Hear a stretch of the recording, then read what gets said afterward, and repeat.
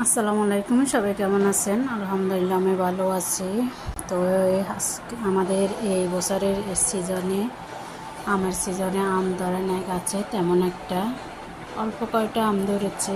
তো সবগুলো ঘরে রাখার ফলে কিছু পচে গেছে, কিছু কেটে নিয়েছিলাম, জুস বানিয়ে ওগুলো ডিপের ভিতরে রেখে দিয়েছি। আমি আম তেমন একটা খাই না, দাঁতে একটু সমস্যা করে।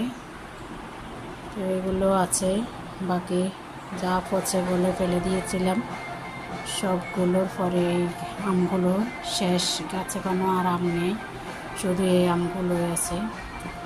তো এগুলো এখন মেয়ের জন্য নিছি, মেয়েকে দেওয়ার জন্য, মেয়ে শ্বশুর বাড়িতে নেবে, এর জন্য অল্প কয়টা আম, বেশি না। কী করবো, আম তো ধরে নাই গাছে, বছর কিছু করার নাই।